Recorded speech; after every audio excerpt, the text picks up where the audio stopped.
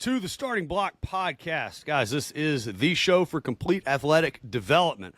And that's it. I'm not going to go over any more of the intro because this is Tony Holler Part 3, and we are not going to take any chances of having any audio issues again. This is Part 3, guys. And so, without further ado, Tony Holler, welcome to the show again, bro. Woo-hoo. Yeah, Hey. we enjoyed the first two, right? It was just nobody else got to hear it. Nobody That's else will right. get to hear them. Yeah.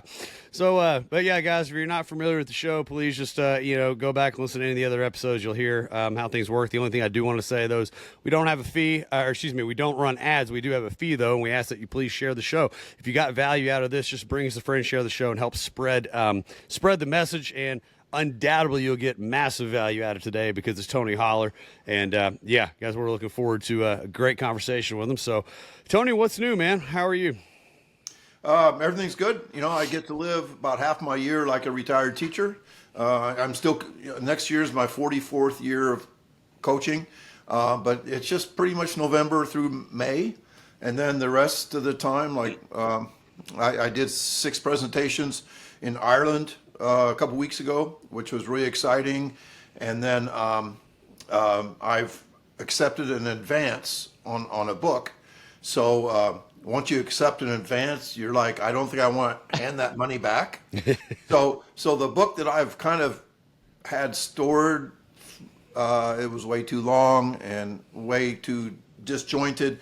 But that book is being rewritten now, and it will get done, and it'll be on 4 platforms and probably come out next spring. Is that like a Feed the Cats Part 2 type deal?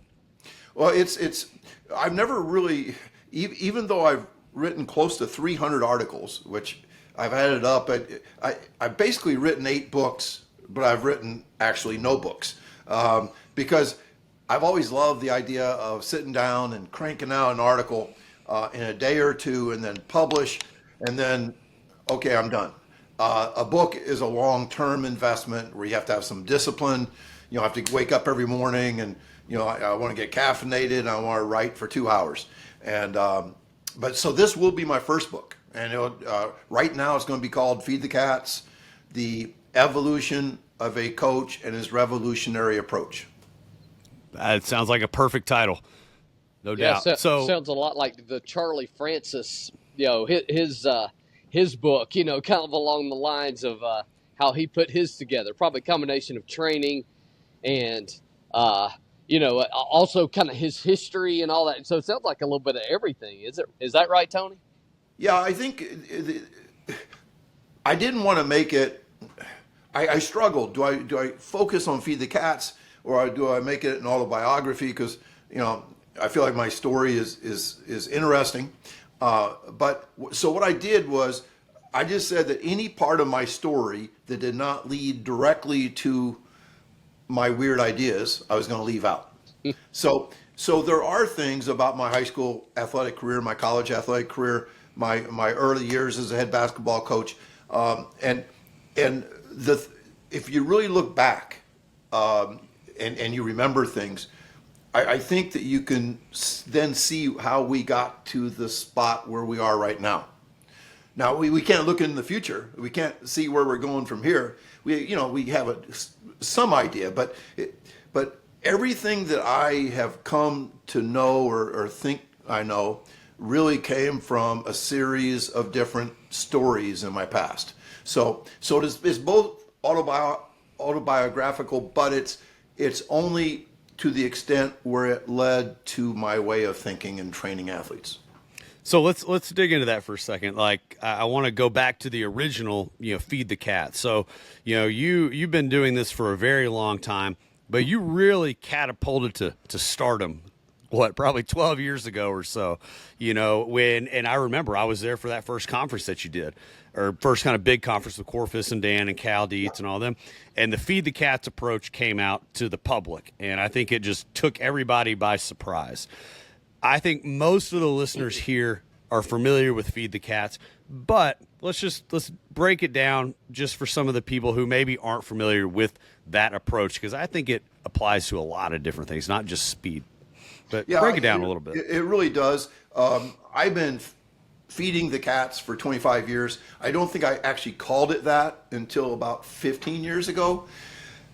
But everything has evolved. It's not a recipe. It's a way to cook, and that way to cook evolves and all that kind of stuff. But what happened about 12 years ago was I started writing, Twitter became a thing, and hey, the combination of those two things, and then becoming a close friend with Chris Corfist. I'd always been a distant admirer of his, but I became a close friend, and we started doing the track football consortium together, and you know, it's really just you know, the right time, right place.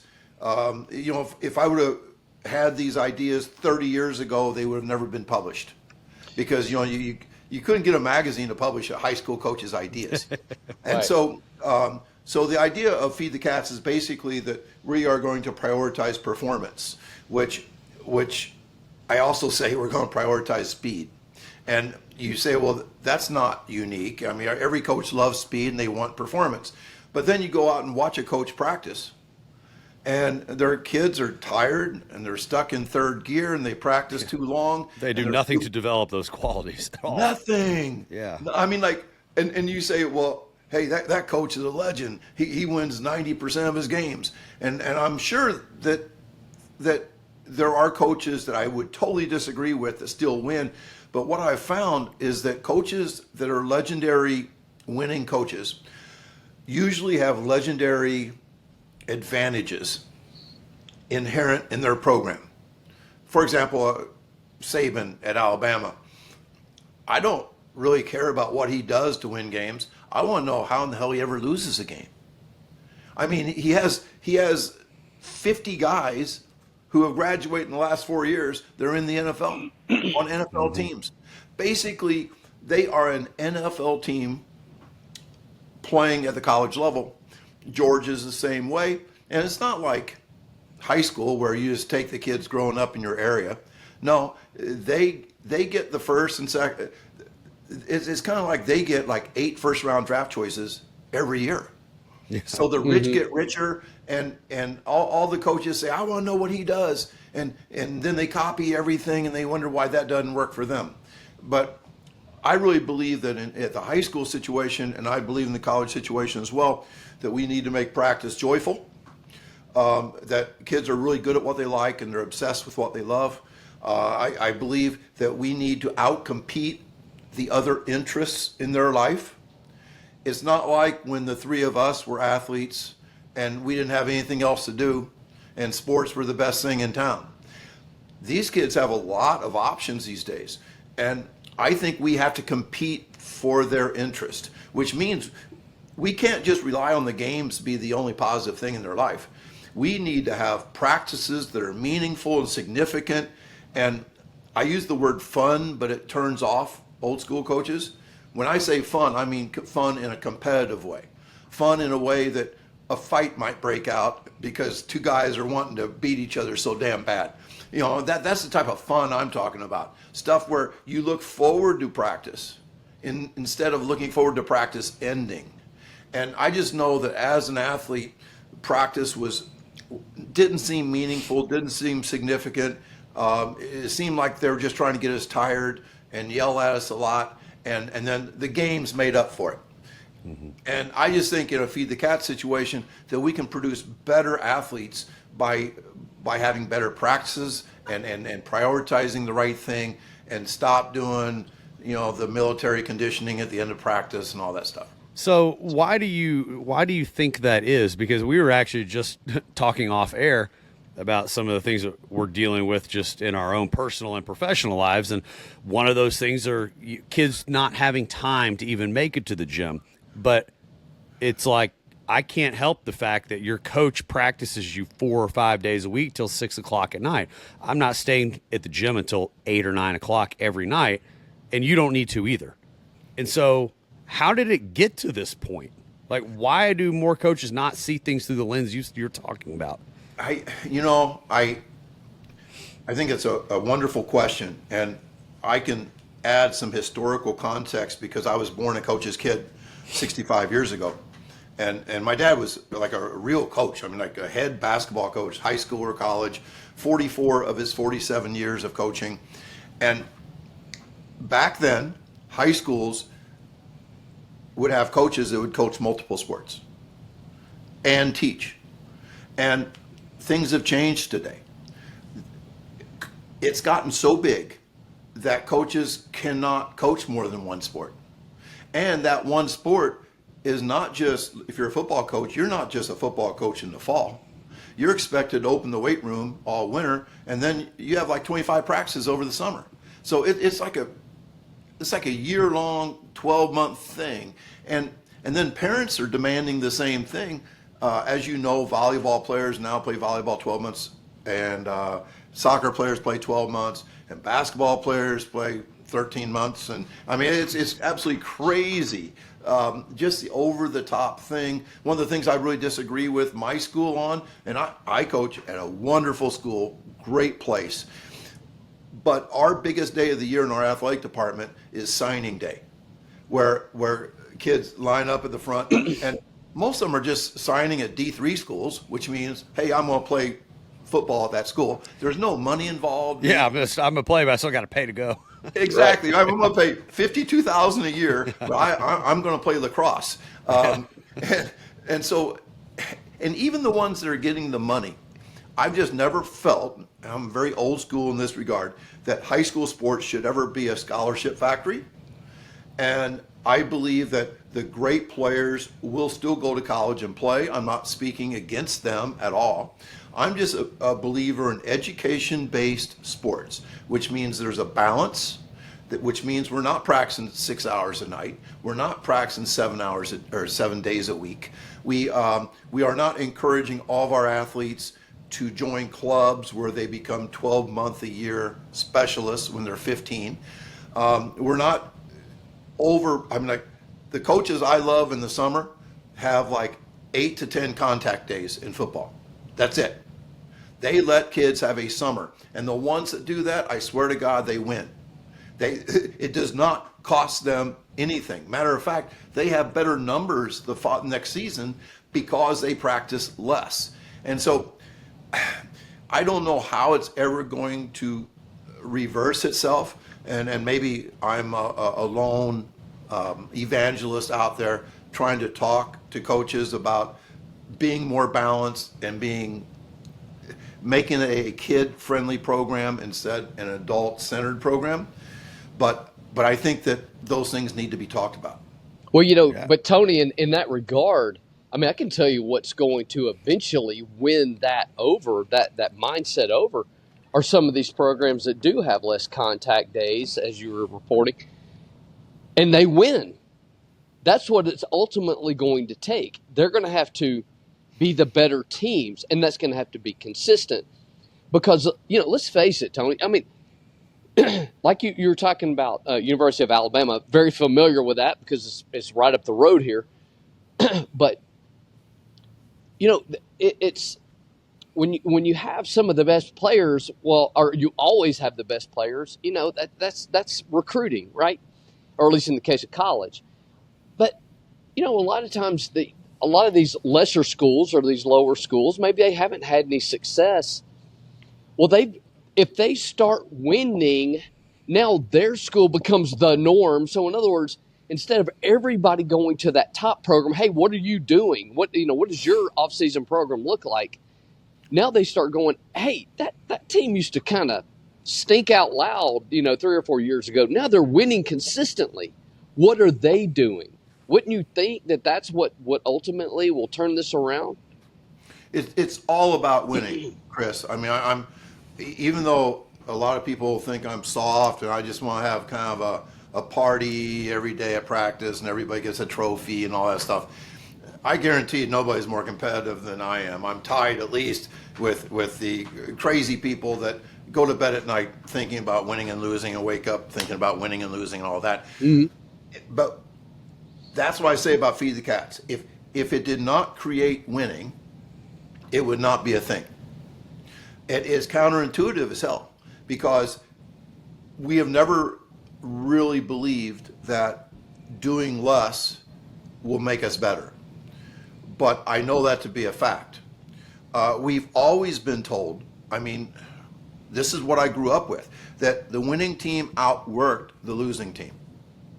Oh, those NBA players, you know why they got there? They outworked everybody else. And it's total BS. It's total BS. It's mythology. Do they work? Yes. Yes. Are they serious? Yes. But there are, for every one that wins, there's many others that do the same things and lose. For every player that makes the professional ranks, there's 100 that have done everything and more trying to get there, and they didn't get there. So winning becomes very important. And I think, and this is the reason why the last two, around this time of the year, last 2 years, I've spoken in front of entire coaching staffs, not just track, not just football, but every coach of every sport at a school. And we talk about the sharing of athletes and not hoarding athletes. We talk about encouragement, that if a kid is good enough to start on the basketball team, there's no way that anyone should encourage him to just lift weights. I totally disagree with that. I also believe, like in my own track program, 42% of the days in our 19-week season, 42% of our 19-week season are off days. And we are still really good. And I think we were ranked 8th last year in the state of Illinois. And the importance of giving kids time off is not just that we only improve, we only grow, we only recover when we rest and sleep. That's really important. But also it gives them a little bit of a chance to do dumb things, like playing 7-on-7 on Saturday and Sunday, even though I hate it. Or there are kids that are playing AAU basketball at the same time they're running track. So at least I'm not piling on with those kids. And the kids that don't do that, they get the most benefit off the rest days because they're actually resting. Right. Makes sense. Things have almost moved into taking a step back here. I'm not a believer in ever telling a kid you need to specialize in something, unless they're just a phenom and it's their senior year of high school or something like that. There are those scenarios, but things have gotten so big, like you said, it has almost moved to the point where you have to specialize if you want to get any better at anything, because you're so extended in so many different directions.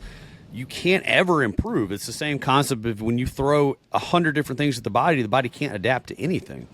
And I feel like that's just the situation that at least I see myself in a lot with my athletes that come in, is internally, I don't say it out loud, but I just want to tell them, be like, you need to drop a sport. If you want to get better at baseball, you're going to have to quit playing football. But I don't say that.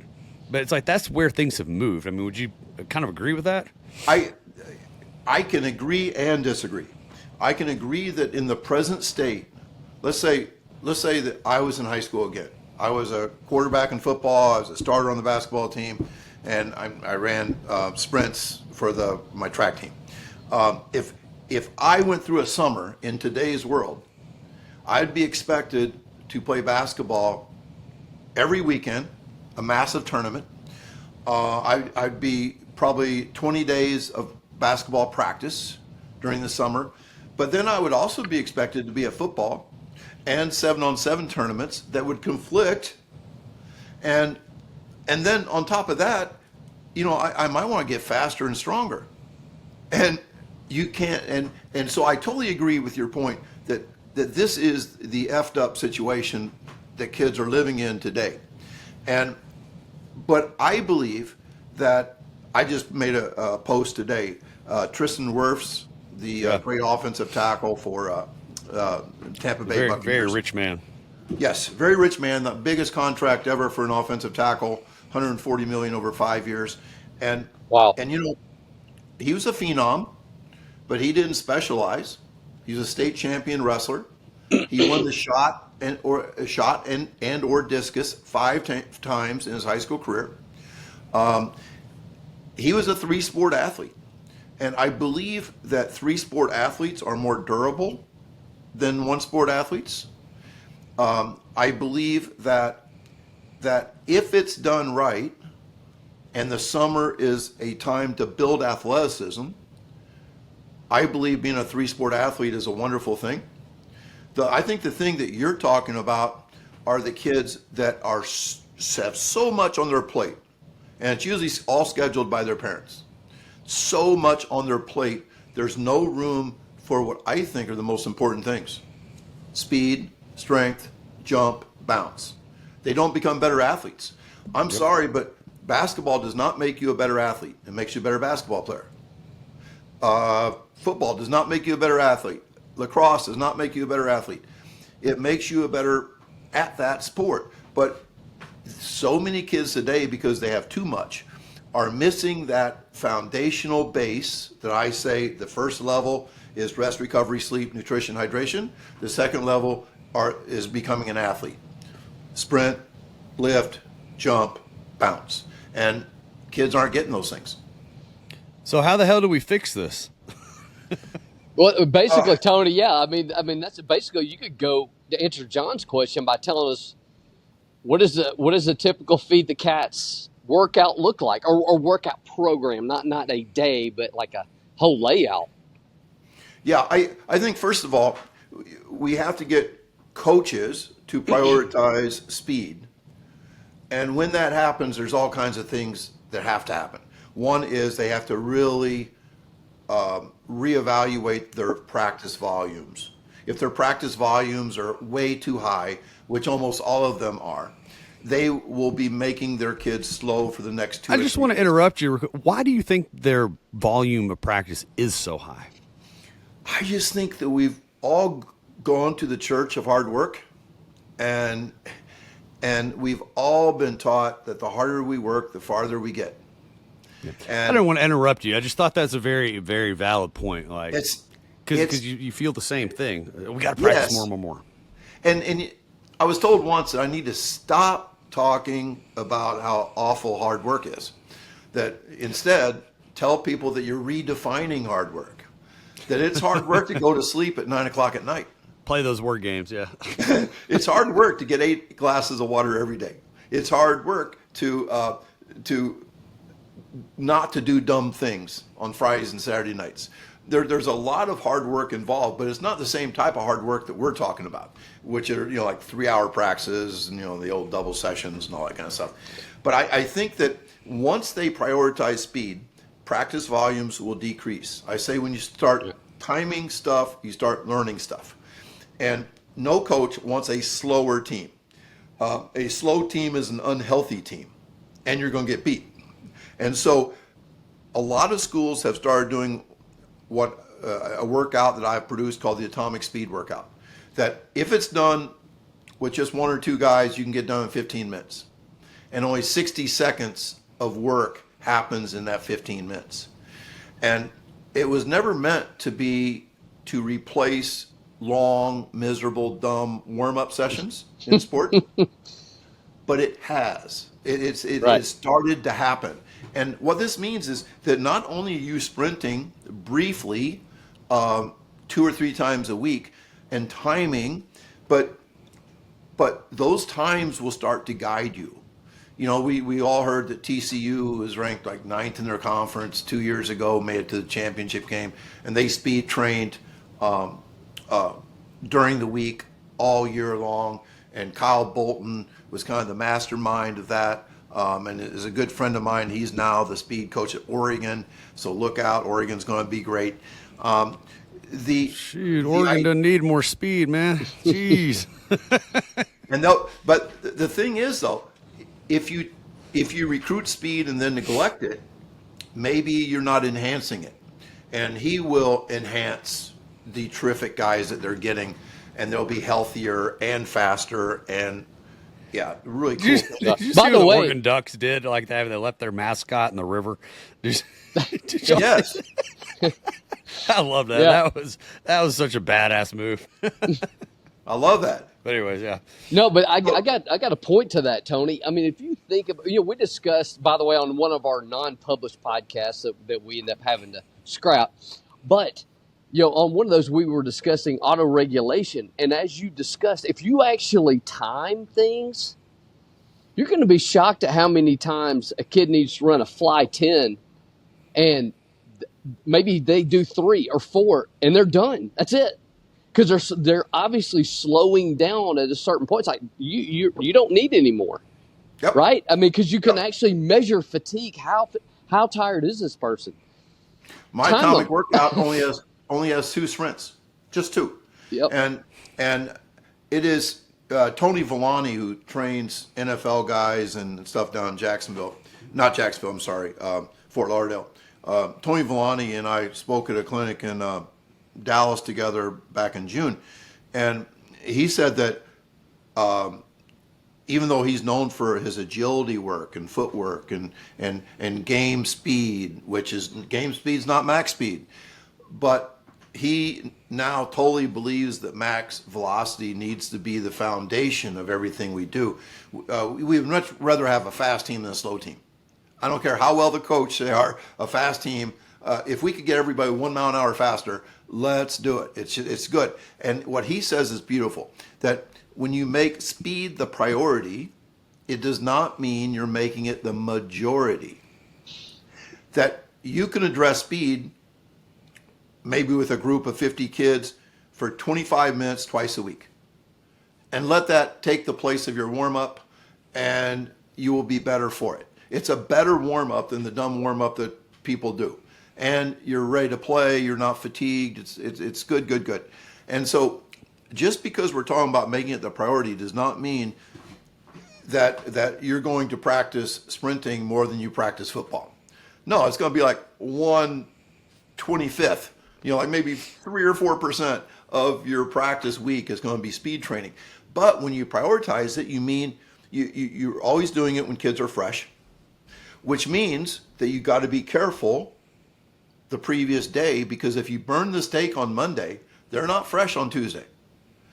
And if you burn the steak on Tuesday, they're not fresh on Wednesday. And that is the normal way of football in America, where we just kill kids on Monday, Tuesday, Wednesday, take the foot off the gas on Thursday, and then hope to play at game speed on Friday night. And it's just, it doesn't work very well.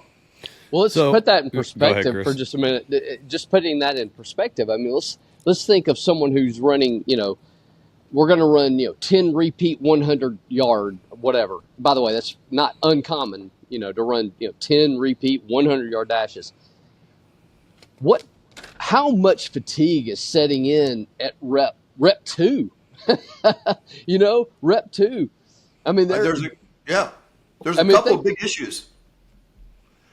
Your kids, for one thing, you're not doing things at a game speed. Football is played at top speed. I mean, every play is a top speed play. And so training like you're training for the 5,000 meters in the Olympics is not smart, first of all. But secondly, whatever you're doing on that day takes a toll the next day. And we need to be very purposeful in what we do and make sure that everything we do really matters towards winning games. And then also, we need to make sure we're not ruining the next day. And if we could get to that place, then it would be, coaches there's 8 teams that won state championships last year that fed the cats. We call it sprint-based football, but there's 8 state champions. And you were talking about 1000s. This is a hell of a story. Saquon Barkley called me a couple months ago. Are you the reason he left the Giants? 'Cause I'm a Giants fan, bro. I am Thanks. not the reason why he left the Giants. But he called me after seeing an Instagram post of mine and said, Coach, I respect the stuff you're saying, on social media and stuff. I just want to know, I feel like I'm getting a step slow. What is it that I could add to my work that would help me get faster, make me feel younger, and maybe less injury prone? And I said, well, you're going to hate my answer because I don't have anything to add. I think we need to subtract. And there's a long pause. And he said, so maybe instead of doing 2 sets of 10 100s, Right, just like what you said, Chris. Mm-hmm. Not one set though, but two. Two. Maybe Right. I should do one set of 5. And I said, no, do no sets, do no hundreds. And I'll never forget his answer. He said, Coach, I feel like I've been brainwashed. And I said, we all have. We all have. We've all been told that if we run farther, more often, more of them, if we wake up feeling like crap and we go out and do it anyway, that we're going to be rewarded. And I don't think it makes us a better athlete. Agreed. Having an offensive line would also make him feel younger. But Which you'll have. Which you'll have now, which right? he'll have now, yeah, absolutely. He absolutely has now. What about speed for other sports where you don't really think about speed? So when people listen, they more than likely think track, think football, where you have more max speed. But what about something like baseball, softball, tennis even? I mean, how does something like Feed the Cats apply to a pitcher in baseball? Well, what really got me thinking was a podcast about 10 years ago where Bush Exnader, a guy I really respect, was training a volleyball team.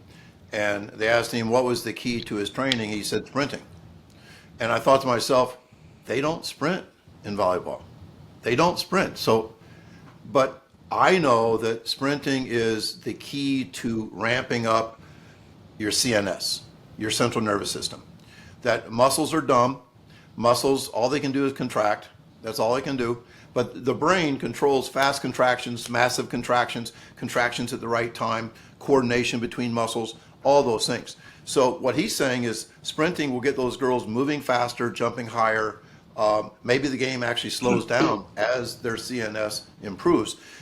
And I will take that a step further. Another guy I respect, Brian Kula, who works with Christian McCaffrey, trained 2 female golfers last year, and you would think he would try to reverse engineer golfing, like somehow, bans on clubs and, like somehow, like, oh yeah, this is like golf. Tin cup it with, all the gear on.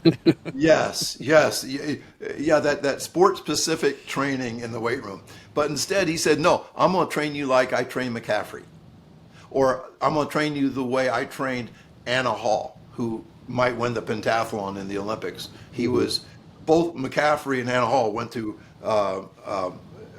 Brian Kula's school and ran from track Valor Christian in Denver. So these 2 girls were trained like Anna Hall and Christian McCaffrey. They lifted, they sprinted, they jumped, and they bounced. None of those things happen in golf. None of them.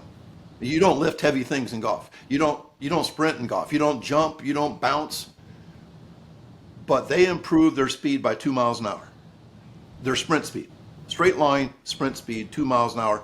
Their club speed improved 15 miles an hour. Ooh, wow. Nice. To me, that's that's a story that we can learn from. That you think, well, gee, I just got done watching swimming in the Olympics. Brian Kula took a swim team, trained them as athletes, not as swimmers, but as athletes. They broke 48 club records the next season. And once again, this is just a story, but you don't sprint in swimming, you don't lift heavy things, you don't bounce or jump, but yet better athletes make better swimmers. And so we have to define what athleticism means. And so to answer your question, John, I just think that sprint training is athlete building. And no matter what your sport is, we need that time away from your sport to train to be an apex predator as an athlete. I agree 100%. And I asked that because I believe you, and I've taken heat because I'll sprint my pitchers. And they're like, well, why am I doing this? Shouldn't I be doing more rotator cuff work or some other bullshit like that? And it's like, no, you don't. We don't need to do that right now. We need to be a better athlete. So I just wanted to see if we were on the same page, which I knew we were. And as you know, John, you're working against 100 years of history. Pitchers ran poles. They ran miles. Yeah. And it was just, that's what we do. That's what we do. And all of a sudden, there's people like Zach Dakant at TCU who has become a good friend of mine. He wrote the book Movement Over Maxes, Yeah, and it's a good one. really good stuff. And so he does not reverse engineer baseball for TCU baseball. What they do is they sprint. His 4 Fs: fast, fresh, frequent, and fun. That's a feed the cats And you look approach. and you see what they're doing. That program is just climbing, climbing, climbing. It sure is. And I just, that's the approach. Now, he does struggle because he says that TCU baseball really loads the first couple weeks of practice. They, like 10 times the amount of movement and stuff that's in a game. And so he does have to prepare them for practice demands. And what I told him was, what you should do is tell the coach to back off so that you can help keep getting them more athletic instead of just preparing them for the demands of practice. But it's always going to be a struggle. Sure. Well, like I said, it still ultimately comes down to eventually where are the successful programs. Now, the unfortunate part of that is nobody's going to really look at a successful program and go, they're successful and they really don't even have any good athletes. Let's face it. If you were to get to the really successful ones, it'd be those some of those schools or whatever. It's like they don't have a talent level, and yet they're successful year in and year out because they follow a feed the cat style program or whatever. That's the unfortunate thing, because there are schools around here. They're not exactly loaded with talent in fill in the blank sport, but yet they could still be successful if they are developed, if you will. Correct. And I do think that part of Feed the Cats is to make your program so damn attractive that's almost irresistible to cats, to great athletes. That I've never seen a great track team that did not have great athletes, period. You have to have great athletes. Now, that does not mean you don't coach them, but it does mean, especially in today's world, that if I did not run an attractive program, none of the football players at my school would run track. They just wouldn't do it. But because I care about the quality of practice and I care about the way kids walk into practice every day, that's with a bounce in their step, looking forward, Coach, what are we doing today? Instead of saying, Coach, do we have to run today? Like the way it used to be, Coach, do we have to run today? Oh yeah, it's track, we're going to run. That's the way it used to be. In my program, it's different. And I think kids leave practice feeling really good about things. And if I didn't do that, we would not have athletes out.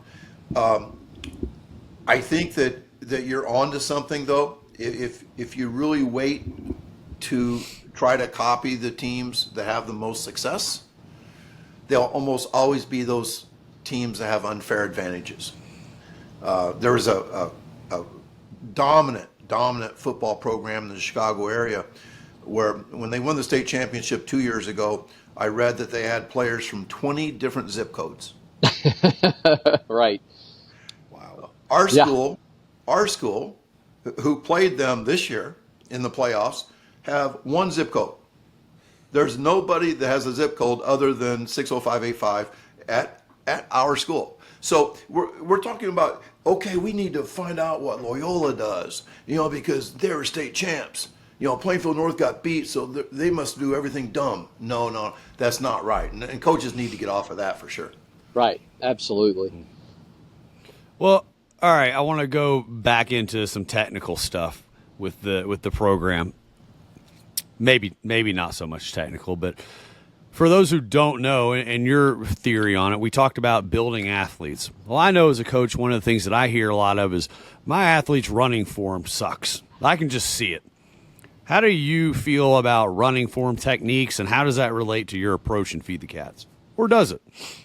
It does, and I, in my book, I literally just wrote a chapter yesterday on coaching sprints, and people will either love the simplicity of it, or they'll say this guy doesn't know what the hell he's talking about. He's no expert. So it's going to be somewhere, like.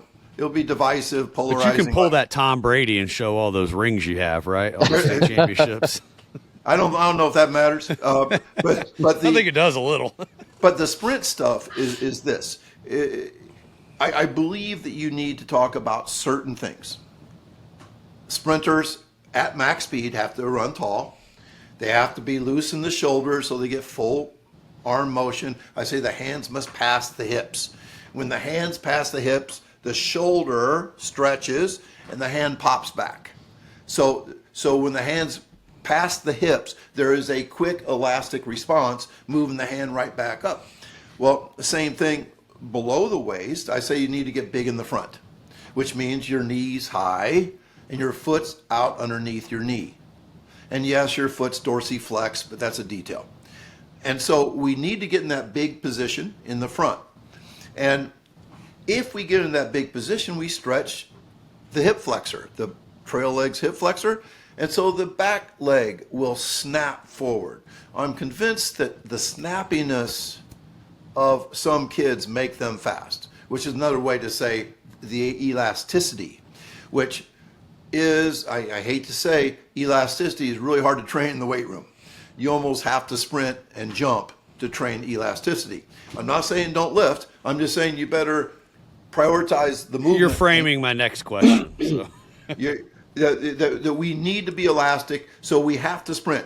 Now, even if a coach cannot grasp those three small fundamentals, if you have your best guy show a speed drill and then have everybody else try to do it, and do that with 10 different speed drills, and then time 2 or 3 sprints, and stay consistent 2 or 3 times a week for the rest of your life, and always record, rank, and publish, kids will get faster. I love what Michael Boyle, Michael's a friend of mine, and he says that he has learned, since he had me out to Boston and I talked to his people, he added sprinting to his lifting program. And he has learned that kids will self-organize when they sprint. In other words, if I had you sprinting through a free lap thing and you ran 17.9 miles an hour, 2 days later, you'd be like cussing if you didn't hit 18. And that's the type of stuff that as we are chasing faster times, our body learns to do some things.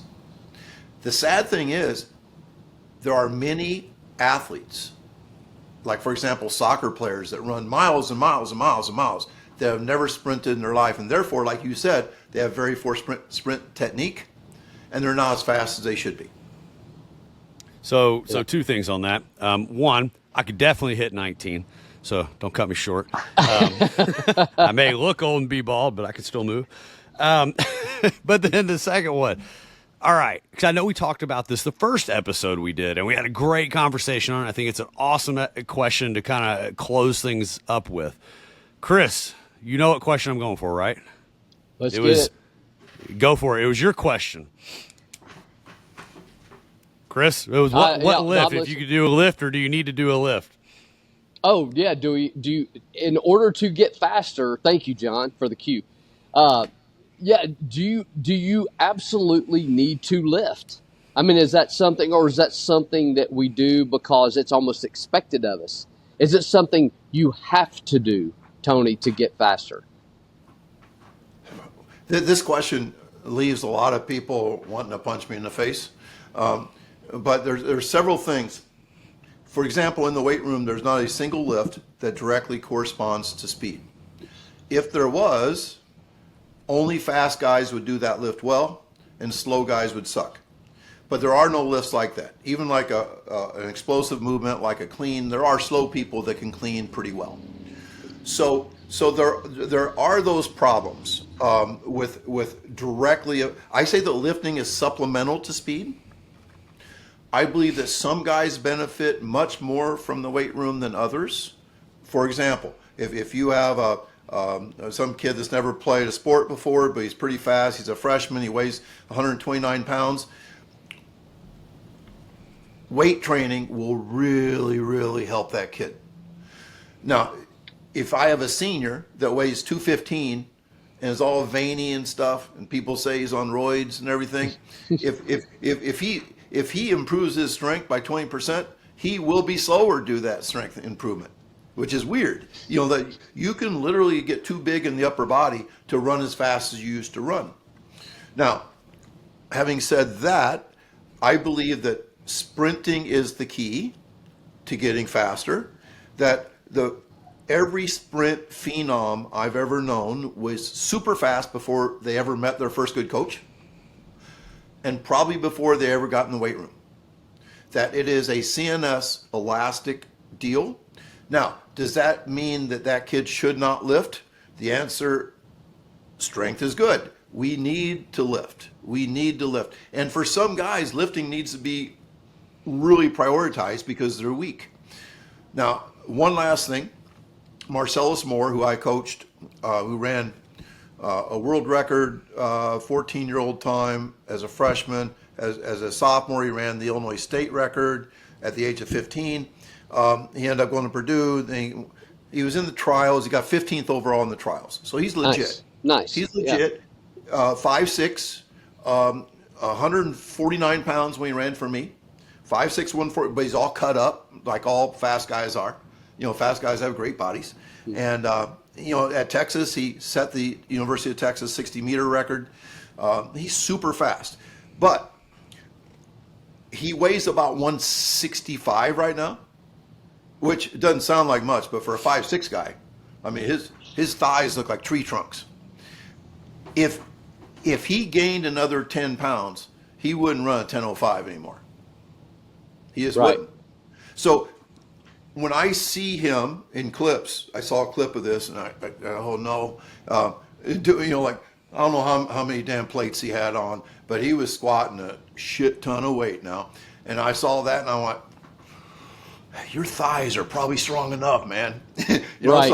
So I think especially when guys get really good, when guys are running 10:05 in the 100, and they're a blink of an eye away from being a pro or being in the Olympics, that we need to approach every guy slightly differently. That some guys, you're strong enough. Other guys, is you're weak as a kitten. You need to get in the weight room. So that's a mixed up answer, but I think lifting is good. It's just not everything. Right. Yeah, you're right. I mean, no single exercise. Now, there might be a single exercise for one particular person. Yes, that might be a benefit, but you're right. There's nothing out there that, like a specific weightlifting exercise that you would do that's going to help most people's speed. Right. So to wrap it up, we always ask a guest the same closing question. That if you could give one piece of advice to the athlete or the parent or the coach, what would that be? I will go back to something that is counterintuitive, but like track and field is probably the ultimate goal sport where we set goals. And I heard a college coach one time say that they stopped sitting down with their team and writing down goals, because when he looked through the goals on index cards, he says, "Oh my God, if we hit all of our goals, we'll win the national championship by 300 points." And because the guys were not realistic with their goals, it's like, I heard a mother of a 22-foot long jumper today saying her son's goal is to jump in the Olympics. I'm like, man, you'll have to improve 5 feet. I don't know. I don't know if that's really going to happen. So I'm an anti-goal person. So instead of having goals, I say burn your goals, go on a mission, and surrender to the results. I see so much anxiety, especially with parents these days, who have invested so much money in their kids, so much time. I mean, some kids are specialized when they're 8 years old. They're playing baseball 12 months a year when they're 8. Yeah. And traveling, they're staying in Hamptons in 50 states. Every weekend's a tournament, a national tournament, and blah, blah, blah. And so I see so much anxiety. I remote train some kids, and parents will say, I'm just so, he needs to run a 4.4 by next year. And I'm like, he's running a 4.9 right now. That's, let's just go on a mission to be as fast as we can be. It'll work out fine for us. And then let's try to get sleep at night by surrendering to the results. And this is kind of counterintuitive as well, but when we surrender to the results, our results improve. It's weird that when we take the pressure off of ourselves, we tend to perform better. I don't know about you guys, but I read a ton of military or war novels and things like that. And the absolute most ferocious warrior in the world is a guy that says, F it, I'm going to die anyway.